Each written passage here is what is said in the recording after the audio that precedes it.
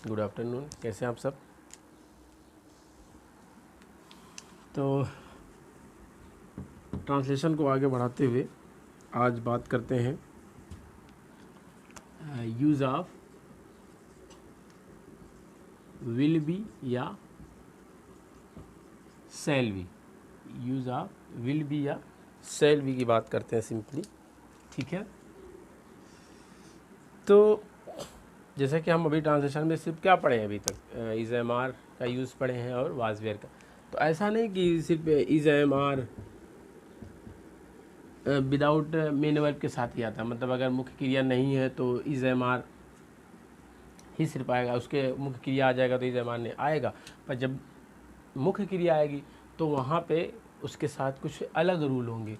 तो सिंपल सी मैं जो ये केस डिस्कस कर रहा हूँ, तो जब मुख्य क्रिया ना हो तब कैसे हम is am are was were और is will be shall be का यूज कर सकते हैं। जब मुख्य क्रिया आएगा तब भी वाज वेयर या इज़ एम आर या विल बी शैल बी का, विल और शैल बी का क्या यूज़ करेंगे, ठीक है। तो वो टेंस की बात होगी जो कि हम कुछ दिन बाद बात करेंगे। तो बेसिकली अगर बात करें सिंपल सा, तो use of will be shall be का प्रयोग तब कर रहे हैं हम जब क्या हो, सिंपल से यहाँ पे भी वही बात की कि अंत में क्या हो, अंत में गा गी गे हो, तुम्हें गा गी गे हो और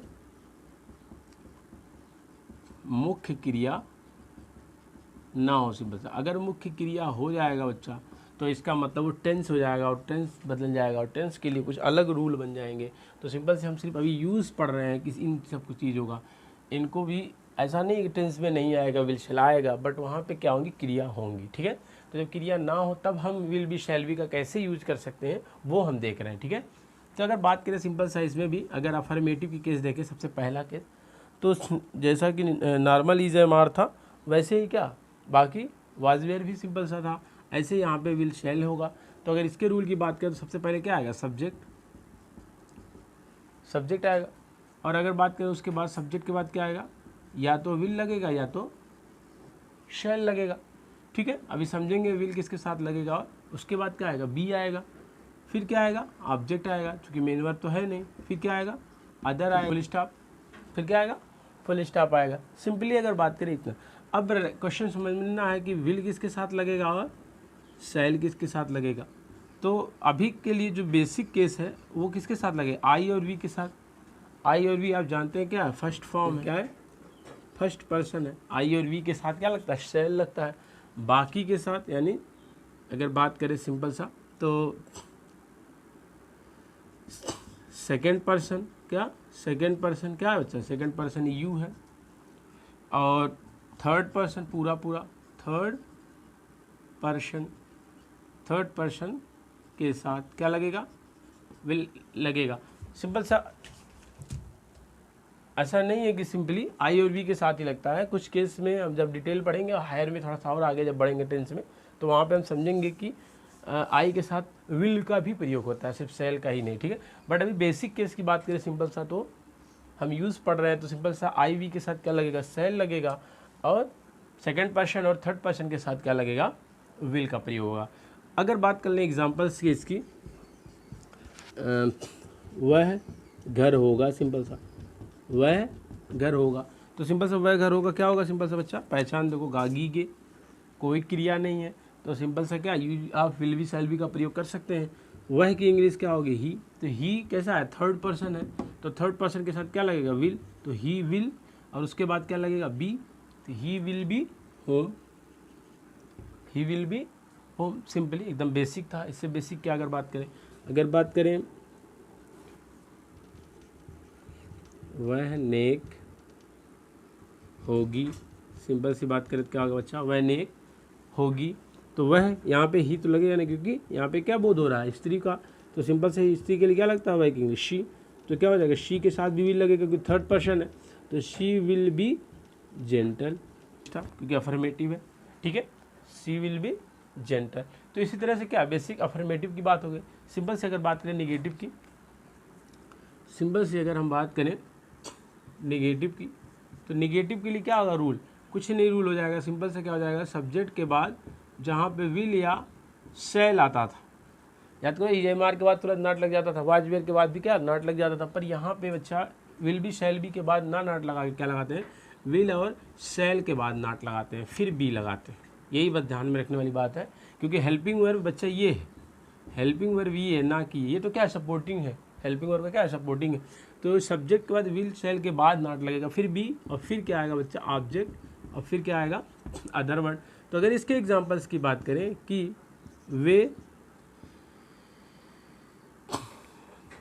वे ईमानदार नहीं होंगे, वे ईमानदार नहीं होंगे, सिंपल सी बात करें तो वे ईमानदार नहीं होंगे, तो वे की इंग्लिश क्या होगी, दे कैसा, थर्ड पर्सन है, तो थर्ड पर्सन के साथ क्या लगेगा, विल लगेगा, और विल के बाद क्या लगेगा, नॉट लगेगा। तो they will not be honest, they will not be honest, क्या होगा, they will not be honest simply. तो ये बेसिकली क्या था, अफर्मेटिव था या निगेटिव था। ठीक है, आगे केस बात करते हैं सिंपल सा इंट्रोगेटिव का। ठीक है, स्क्रीनशॉट ले लीजिए।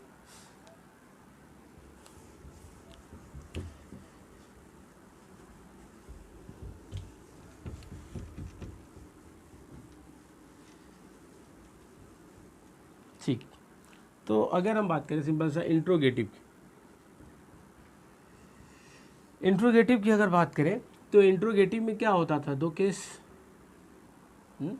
में अगर पहले केस से बात करें सिंपल सा क्या से शुरू हो, क्या से शुरू, तो उसके लिए रूल क्या मैंने बताया था, सिंपल सा कि जो भी हेल्पिंग वर्ब है, हेल्पिंग वर्ब क्या है हमारा, अगर यहाँ पे बात करें हेल्पिंग वर्ब क्या है, विल या शैल पहले हो जाएगा, फिर क्या आएगा, सब्जेक्ट, चूंकि हेल्पिंग वर्ब सिर्फ विल और शैल है तो अब बाद में क्या आ जाएगा बच्चा, बी आ जाएगा, फिर क्या आएगा, ऑब्जेक्ट आ जाएगा।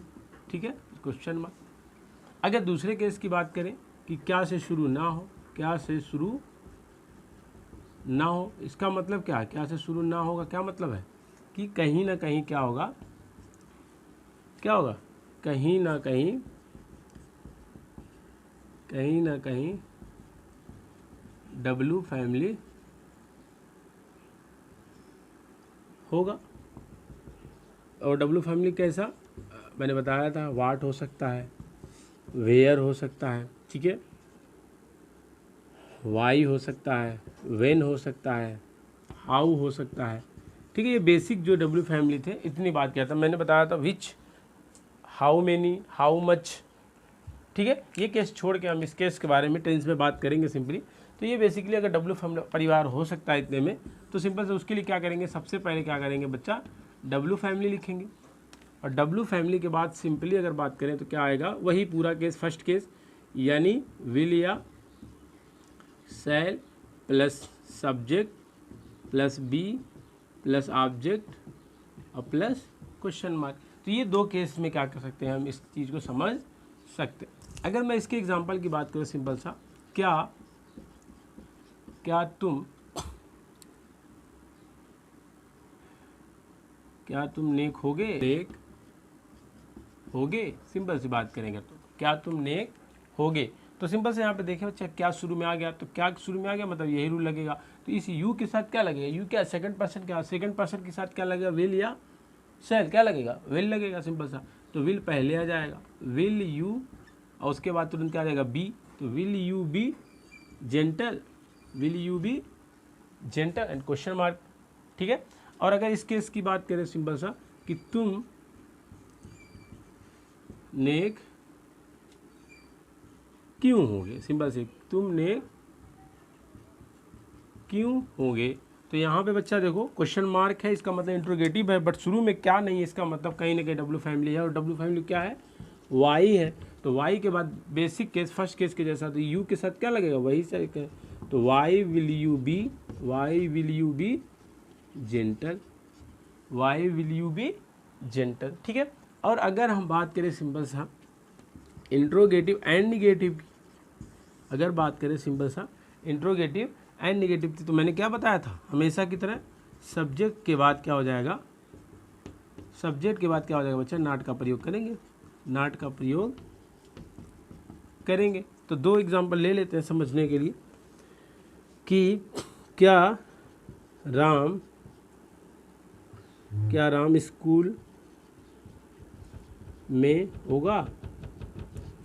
स्कूल में होगा, वे वे आगरा में कब होंगे, सिंपल सी बात करेंगे तो वे आगरा में कब होंगे। ठीक है, तो अगर इसकी ट्रांसलेशन की बात करें सिंपल सा, तो क्या शुरू में आ गया है, तो क्या के लिए क्या होता है बच्चा कि राम के साथ जो भी हेल्पिंग वर्ब लगने वाली है वो पहले आ जाएगा। तो राम थर्ड पर्सन है, थर्ड पर्सन के साथ क्या लगेगा, विल, तो विल पहले आ जाएगा। तो विल राम, उसके बाद क्या आता है, तुरंत बी आता है, क्योंकि हमें क्या केस नहीं वाला बनाना है, इंट्रोगेटिव एंड निगेटिव बनाना है। तो क्या राम स्कूल में नहीं होगा, या वे आगरा में कब नहीं होंगे। ठीक है, ये केस है हमारे पास। तो अगर बात करें तो विल के बाद क्या है, राम, उसके बाद क्या आएगा, बी। चूंकि हम इंट्रोगेटिव एंड निगेटिव बना रहे हैं तो सब्जेक्ट के बाद तुरंत क्या लगाना है बच्चा, नॉट लगाना है। तो इसका मतलब राम के बाद तुरंत क्या लगाएंगे, नॉट लगाएंगे। तो will Ram not be, will Ram not be in school. ठीक है, will Ram not be in school, या वे आगरा में कब नहीं होंगे। तो सिंपल सा, ये तो क्वेश्चन मार्क है पर क्या से शुरू नहीं, तो इसका मतलब डब्ल्यू परिवार है और वो क्या है, कब है। तो कब के लिए क्या लिखते हैं बच्चा, व्हेन। कब के लिए क्या लिखते हैं, व्हेन। और व्हेन के बाद क्या आएगा, फर्स्ट केस के जैसा, तो दे के साथ क्या लगेगा, विल। तो when will they not be, when will they not be in Agra, in Agra. तो ये क्या केस था, सिंपल सा बच्चा क्या था, use of will be shall B के चारों केस पढ़ेंगे। तो एक बार मैंने बताया था कि अगर एक बार हमें केस समझ में आ गया, इंट्रोगेटिव कैसे निगेटिव कैसे करते हैं, तो सिंपल सा क्या होगा, हमारे लिए ट्रांसलेशन बहुत आसान हो जाए। तो ये बेसिकली बेस 3 यूज थे, use of is am are, was were, last मैंने पढ़ाया, उसके बाद ये विल बी शेल बी। अब कुछ चीज़ें हम पढ़ेंगे, पहले क्या पढ़ेंगे, इसके बाद आर्टिकल पढ़ेंगे, आर्टिकल में ए और एन का प्रयोग पढ़ेंगे, द का यूज करेंगे, और डिमॉन्स्ट्रेटिव प्रोनाउन की बात करेंगे, यानी दिस, दैट, दीज, दोज, ये 4 एप्लीकेशन पढ़ेंगे। ये सब है क्या, सब सब्जेक्ट, क्या सब्जेक्ट की जगह यूज करना, यानी जब इनको हम यूज़ करेंगे तो कोई टेंस में चेंजेज नहीं आएंगे, टेंस का sorry, use of is am are, use of was were या use of will be shall be में कोई चेंजेस नहीं आएंगे। तो बेसिकली सिंपल सा आर्टिकल्स का हम यूज़ देखेंगे, द का यूज़ देखेंगे, दिस दैट दिस का यूज़ देखेंगे, और जो सबसे इम्पॉर्टेंट एक यूज़ है सब्जेक्ट के रूप में कि इट और देयर का यूज़ देखेंगे। जब सब्जेक्ट की मौजूदगी ना हो, ठीक है, तो वहाँ पे क्या करते हैं, कहीं इट का प्रयोग करते हैं, कहीं देयर का प्रयोग करें। तो ये चारों चीज़ हम समझेंगे, ये चीज़ हमें नेक्स्ट पढ़ना है। उसके बाद मैं आगे बात करूँगा फिर हैज हैव हैड की, सिंपल सा।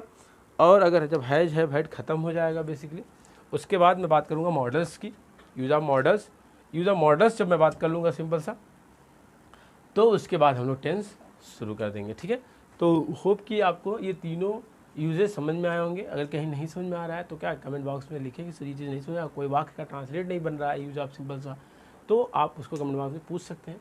ठीक है, और जैसा कि मैंने बताया, तो अगली क्लास में जब हम ट्रांसलेशन स्टार्ट करेंगे तो आर्टिकल्स के बारे में हम पढ़ेंगे सिंपल सा। ठीक है, तो मिलते हैं नेक्स्ट क्लास में।